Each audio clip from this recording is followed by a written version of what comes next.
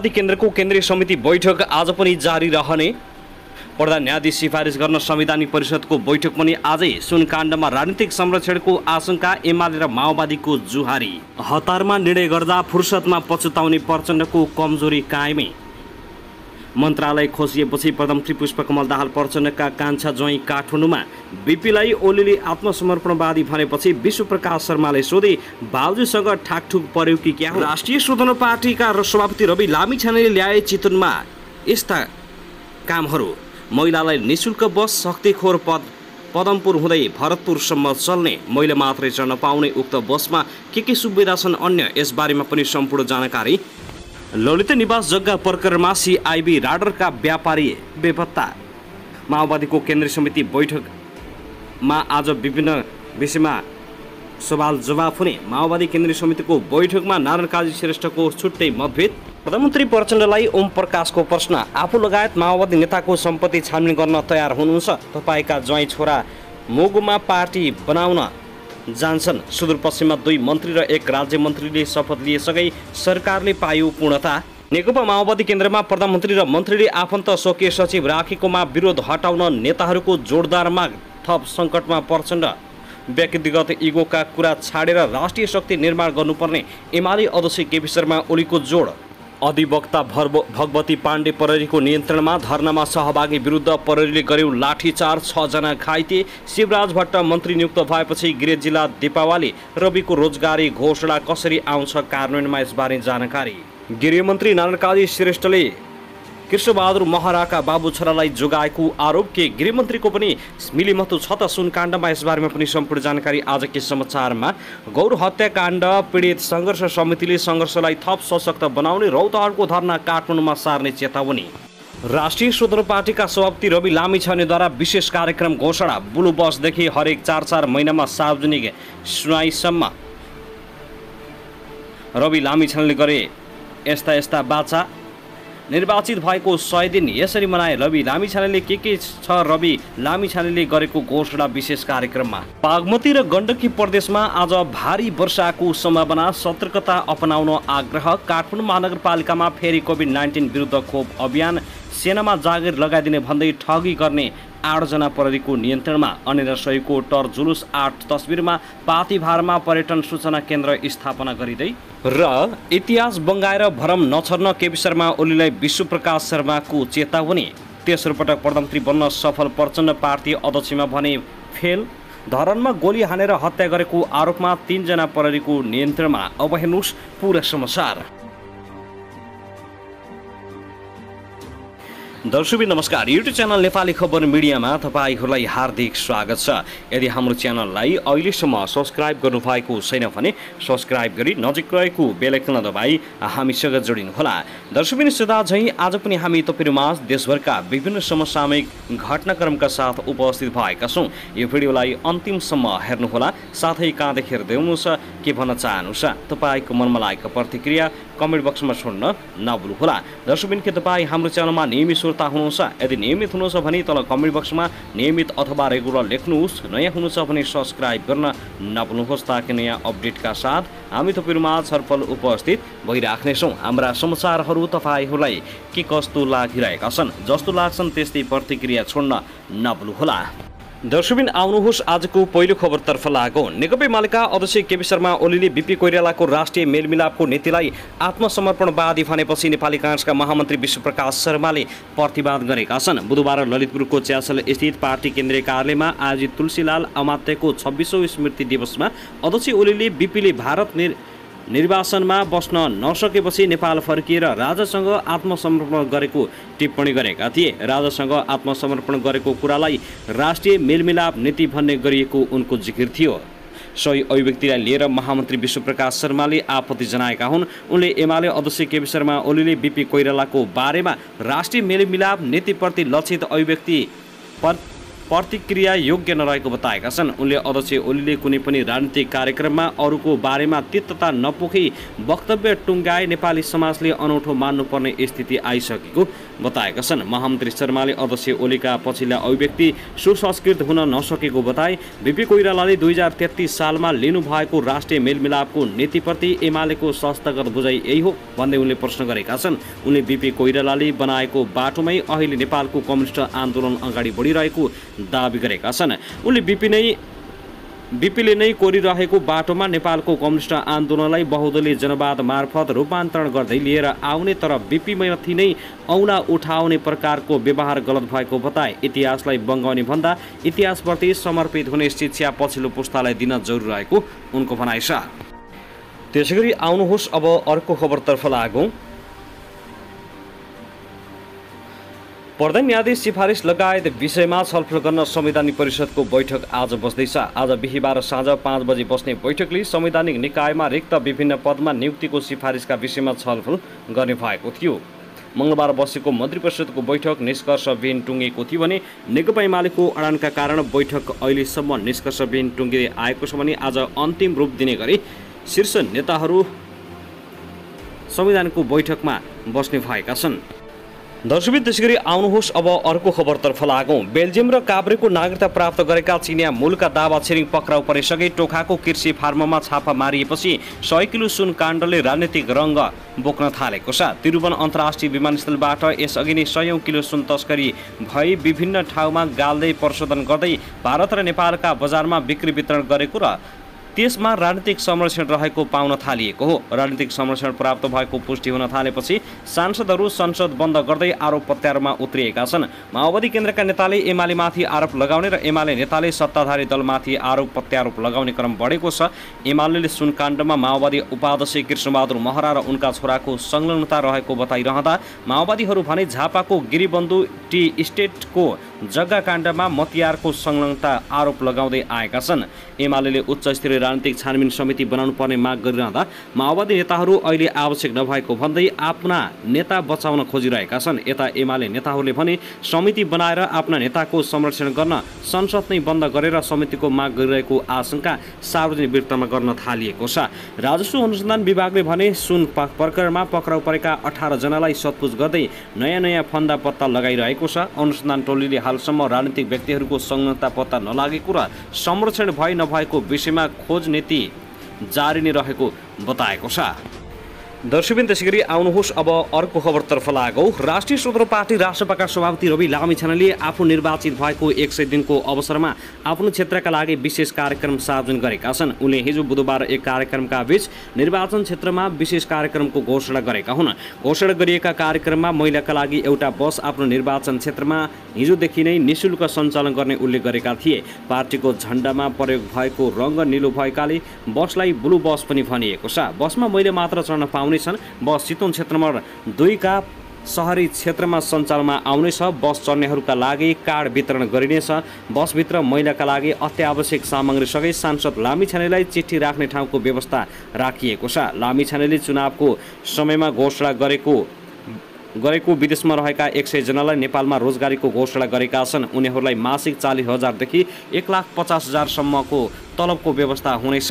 लामिछानेले हरेक 4 महिनामा सार्वजनिक सुनाइ गर्ने भन्दै पहिलो कार्यक्रम आउँदो भदौ 10 गतेका लागि घोषणा गरेका छन्। 65 वर्ष माथिका ज्येष्ठ नागरिकलाई लक्षित गर्दै मोबाइल क्लिनिक सञ्चालनमा ल्याइएको छ। त्यसमा मेडिकल अधिकृत सहितको स्वास्थ्य कर्मीको समूहले घरमा नै पुगेर सेवा दिनेछ भने थप उपचार आवश्यक परेमा परामर्श गरी अस्पताल पठाइने व्यवस्था पनि मिलाइएको छ।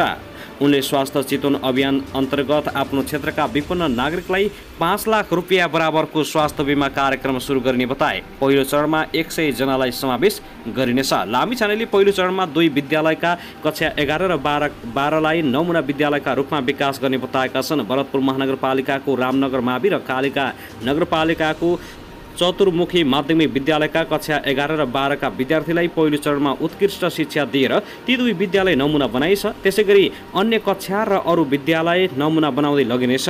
उनले इच्छा कामनाको भाराङको आधारभूत विद्यालयलाई पनि नमुना शैक्षिक संस्थाका रूपमा विकास गरी आवासीय विद्यालय बनाउन सुरु गरिएको जानकारी दिएका छन्। कार्यक्रमको घोषणाका क्रममा नारायणघाट मुङलिङ सडक मा वर्षाको समयमा यात्रुले दुःख पाउने गरेको भन्दै उनले 20 जनाको स्वयंसेवी समूह आरएटी परिचालन गर्ने बताएका छन्।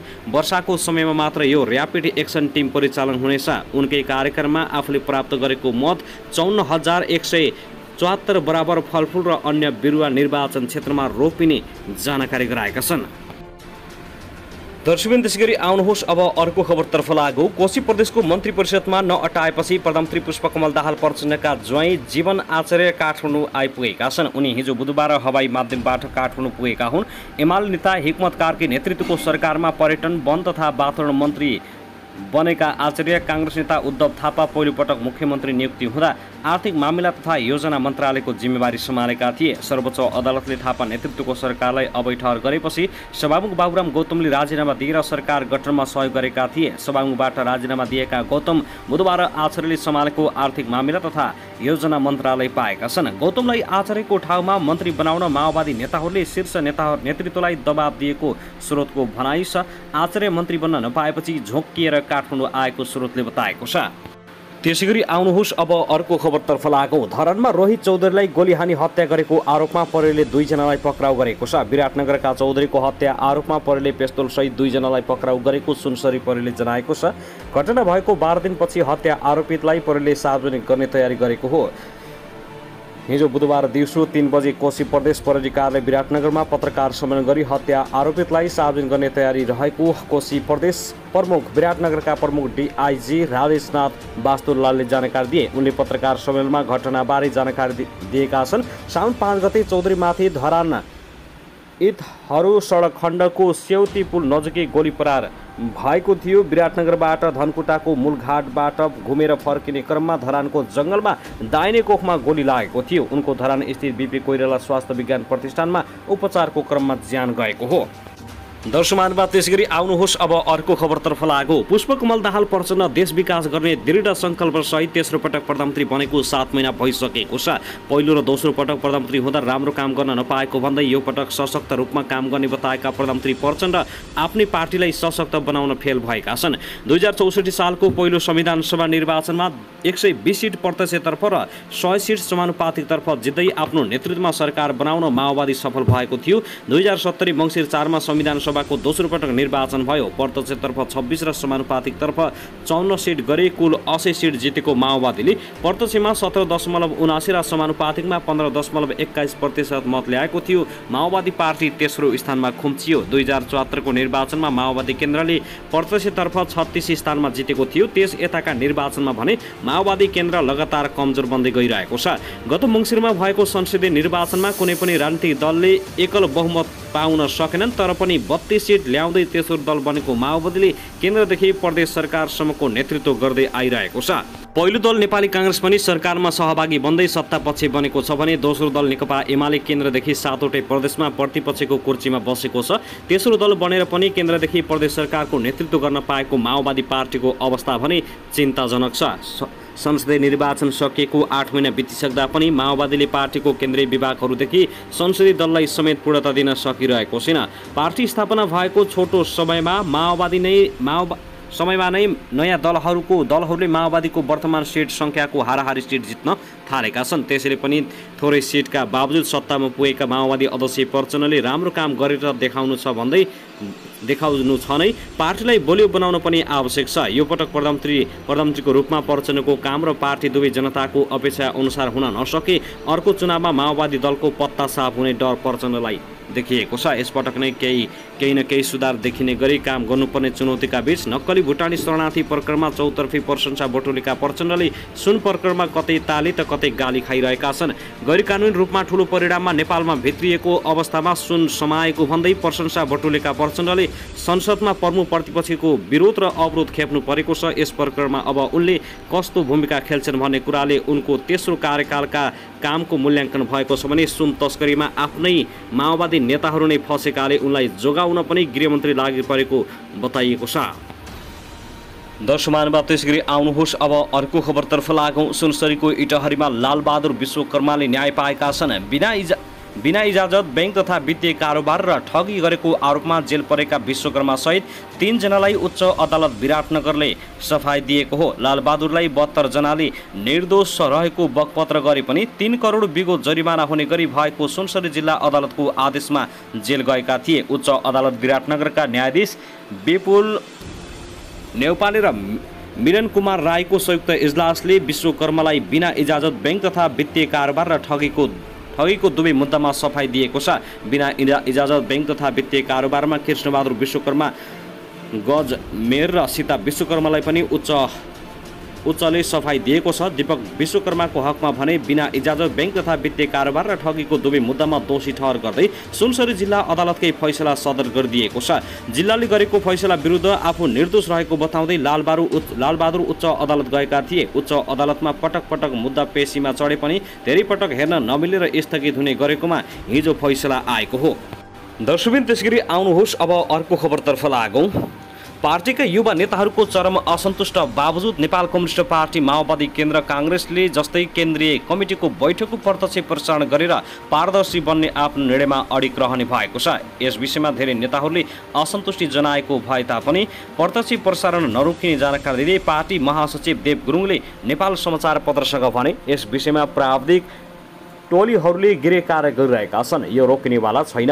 अध्यक्षज्यूको फेसबुक पेजबाट लाइभ हुने टुङ्गो लागिसकेको छ, त्यसका लागि प्राविधिकले काम अगाडि बढाएका छन्। बुधबारबाट सुरु हुने माओवादी केन्द्रको बैठकको पूर्व तयारी गर्न सोमबार बसेको पदाधिकारी बैठकले गरेको केन्द्रीय कमिटीको बैठकको प्रत्यक्ष प्रसारण गर्ने निर्णय गरेको थियो। प्रत्यक्ष प्रसारण गरिएको खण्डमा आन्तरिक बैठकमा निर्मम छलफल र समीक्षा हुन नसक्ने भन्दै उक्त निर्णय विरुद्ध युवा नेताहरूले विरोध जनाएका हुन्। प्रधानमन्त्री निवास बालुवाटारमा बसेको पदाधिकारी बैठकमा अध्यक्ष पुष्पकमल दाहाल प्रचण्डले केन्द्रीय समिति बैठकको प्रत्यक्ष प्रसारण गर्ने प्रस्तावलाई पदाधिकारी बैठकले अनुमोदन गरेको हो। पदाधिकारी बैठकले अनुमोदन गरे पनि पार्टीका अन्य नेताहरूले भने कम्युनिस्ट पार्टीको महत्त्वपूर्ण बैठक मानिने केन्द्रीय समिति बैठक सार्वजनिक गर्नु उपयुक्त नभएको धारणा व्यक्त गरेका छन्। पूर्व विज्ञान तथा प्रविधि मन्त्री समेत रहेका पार्टी सचिव गणेश शाहले प्रत्यक्ष प्रसारण गर्ने विषयमा धेरै नेताहरूको असन्तुष्ट रहेको बताए। बढ्दो प्रविधिसँगै यसको उपयोग गर्नु ठिकै भए तापनि धेरैले पार्टीको आन्तरिक विषय बाहिर सार्वजनिक गर्नु ठिक नभएको धारणा राखेको जानकारी दिँदै उनले भने गुरुबार बस्ने स्थायी समिति बैठकमा यसबारे छलफल हुनेछ। पोलिटिक ब्युरो सदस्य हिमाल शर्माले पनि कम्युनिस्ट पार्टीले अरू पार्टीको सिको गरेर आन्तरिक छलफल र मतभेदलाई बाहिर देखाउनु राम्रो नहुने भन्ने कोणबाट केही नेताहरूले सुझाव दिएको जानकारी दिँदै भनेका छन्। तर पार्टीले निर्णय नै गरिसकेपछि बैठक लाइभ हुन्छ, यस विषयमा मेरो पनि धारणा लाइभ गर्नुपर्छ भन्ने नै हो। यसबाट आम नागरिकले दलको राजनीतिक तथा वैचारिक धारणा र एजेन्डाहरूका बारेमा जानकारी पाउँछन्, साथै राजनीतिमा खुल्ला बहस सुरु हुनेछ।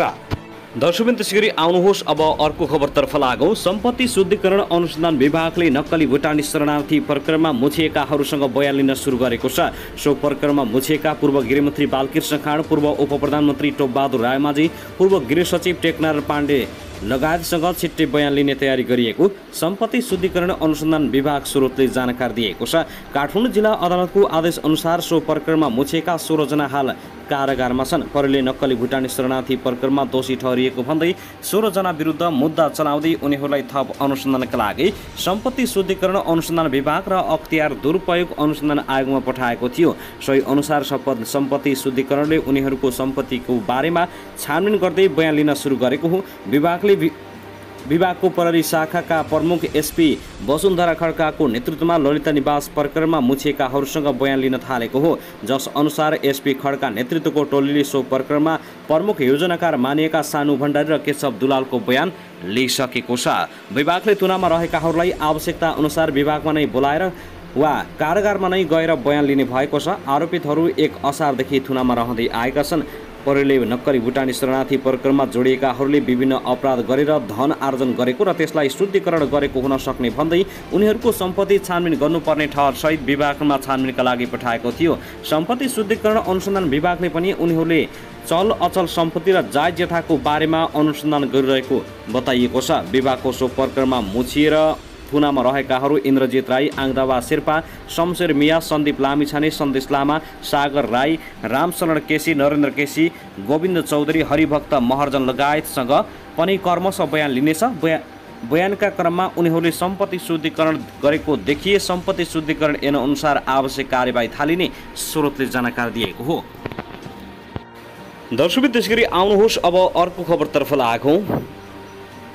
राष्ट्रिय स्वतन्त्र पार्टी रासपाले विदेशमा रहेका नेपालीलाई स्वदेशमै रोजगारीको घोषणा गरेका छन्। पार्टी सभापति रवि लामिछानेले वैदेशिक रोजगारीमा रहेका तर स्वदेश फर्किन चाहनेका लागि 100 भन्दा बढी रोजगारको घोषणा गरेका हुन्। उनका अनुसार विश्वका विभिन्न देशमा रहेका नेपालीले छनौट प्रक्रिया मार्फत स्वरोजगार बन्न सक्नेछन्। सभापति लामिछानेले विदेशी पत्रिका तथा चोकहरूमा विज्ञापन गरी इच्छुक नेपालीहरूलाई फ्री टिकटमा फर्किन आग्रह गरेका छन्। उनले लेखेका छन्, यी विज्ञापनहरू विभिन्न देशका पत्रिका, अनलाइन र चोकमा पसलहरूमा छापिँदैछन्। चुनावमा आफूले बोले अनुसार फ्री टिकटमा नेपालमै फर्किन चाहनेका लागि 100 भन्दा बढी जागिरको व्यवस्था गरेका छौँ, त्यो पनि बिना ढेउवाकै। अहिलेका लागि यी रोजगारी खोजिएको हो। छिट्टै रोजगारी सिर्जना गर्ने वातावरण बनाउनेछौँ। मैले उपनिर्वाचनमा विजय हासिल गरेको भोलि 100 दिन पुरा हुँदैछ। बोलेका थुप्रै काम स्टन्टबारे भोलि दिनभरि विभिन्न कार्यक्रम मार्फत जानकारी दिँदैछु। सभापति लामिछानेले यसअघि निर्वाचनको समयमा फ्री टिकटको व्यवस्था गरी विदेशमा रहेका नेपालीलाई स्वदेश फर्काउने अभियान चलाउने बताएका थिए। साथै रवि लामिछानेले संसद नियमित सञ्चालन हुनुपर्ने बताएका छन्। हिजो मङ्गलबार भरतपुर विमानस्थलमा पत्रकारहरूसँग कुरा गर्दै सभापति लामिछानेले संसद अवरुद्ध गरेर राजनीतिक निकास ननिस्कने बताए। उनले भने पछिल्ला घटनाका विषयमा संसदमा पर्याप्त छलफल हुनुपर्छ। सरकार र गृहमन्त्रीले दिने जवाब चित्त बुझ्दो नभई निकास खोज्नुपर्छ। उनले सुन प्रकरणका विषयमा आवश्यकताका आधारमा उच्च स्तरीय छानबिन समिति र संसदीय समिति बनाउन सकिने बताएका छन्। रासपाले संसदको बैठक मार्फत सरकारलाई प्रश्न गर्न चाहेको भन्दै उनले सबै कुरा संसदमै छलफल हुनुपर्ने धारणा राखे। सुनकाण्डमा मिलिमतो देखिए पनि ककसको मिलिमतो छ भन्ने कुरा निष्पक्ष छानबिन हुनुपर्ने उनको भनाइ छ। सरकारका काम सुरुवातमा राम्रो भएको तर गतिविधिमा शङ्का उत्पन्न भएको भन्दै उनले मन्थन गर्ने, प्रश्न र जवाब माग्ने र टेबल ठोक्ने ठाउँ संसद मात्रै भएको बताएका छन्। सभापति लामिछानेले संसदमा महत्त्वपूर्ण ऐनहरू अड्केर बसेको भन्दै जनजीविकाका सवालमा संसदबाट महत्त्वपूर्ण निर्णय गर्नुपर्ने आवश्यकता रहेको बताए। चितवन 2 का सांसद समेत रहेका लामिछानेले आफू निर्वाचित भएको 100 दिन पुगेको अवस्थामा चितवनमा बुधबार विशेष प्याकेजका कार्यक्रमको घोषणा हुने बताए। उनले आफ्नो निर्वाचन क्षेत्रलाई देशकै मोडलको रूपमा विकास गर्न लागेको भन्दै नागरिकलाई राहत दिने योजना ल्याइने समेत बताएका छन्। दर्शक त्यसगरी आउनुहोस् अब अर्को खबरतर्फ लागौँ। नेपाल आयल निगमले पेट्रोल र डिजलको मूल्य बढाएको छ। निगमले गै राति 12 बजेपछि लागू हुने गरी पेट्रोल लिटरमा 9 रुपियाँ तथा डिजल र मट्टी तेलमा लिटरमा 7 रुपियाँ बढाएको हो। खाना पकाउने एलपी ग्यासको मूल्य भने प्रति सिलिन्डर 130 रुपियाँ घटाएको छ। भारतबाट मूल्य बढेर आएका कारण बढाइएको आयल निगमले जानकारी दिएको छ। अब पेट्रोलको मूल्य प्रति लिटर पहिलो वर्गमा 170, दोस्रो वर्गमा 172 र तेस्रो वर्गमा 173 रुपियाँ पुगेको छ। त्यस्तै डिजल र मट्टीतेलको मूल्य पहिलो वर्गमा 150, दोस्रोमा 152 र तेस्रो वर्गमा 153 रुपियाँ कायम भएको छ। एलपी ग्यासको मूल्य भने प्रति सिलिन्डर 1660 रुपियाँमा झरेको छ। सरकारले यस महिनादेखि पेट्रोलियम पदार्थको भाउमा स्वचालित मूल्य प्रणाली लागू गरेको छ। स्वचालित मूल्य प्रणाली अनुसार भारतबाट भाउ घटबढ भएर आउने बित्तिकै नेपालमा पनि घटबढ हुने गर्दछ। दर्शकवृन्द त्यसैगरी आउनुहोस् अब अर्को खबरतर्फ लागौँ। राजधानीको न्यू रोड स्थित मासा गल्लीमा 55 वर्षीय पुरुषको आत्महत्या प्रकरणको प्रहरीले अनुसन्धान थालेको छ। प्रहरी नायब उपरीक्षक भेषराज रिजालको कमान्डमा 12 जनाको प्रहरी टोली घटनास्थल खटिएर अनुसन्धान सुरु गरेको जिल्ला प्रहरी परिसर काठमाडौँले जनाएको हो। प्रहरीका अनुसार 55 वर्षीय सञ्जय गुप्ताले हिजो मङ्गलबार आफ्नै घरको 8औं तलाको छतबाट हाम फालेर आत्महत्या गरेका हुन्। घटना लगतै उनलाई वीर अस्पताल लगे पनि चिकित्सकले मृत्यु भइसकेको पुष्टि गरेका थिए। उनको शव अहिले परीक्षणका लागि त्रिवी शिक्षण अस्पतालमा पठाइएको छ। उनले घरको छतबाट हाम फालेर ज्यान फाले भन्ने अनुसन्धान गरे भन्ने बारे खोजबिन भइरहेको प्रहरीको जनाइ छ। उनी व्यापारी समेत रहेको खुलेको छ। उनको न्यू रोड क्षेत्रमै कपडाको व्यापार समेत रहेको बताइएको छ।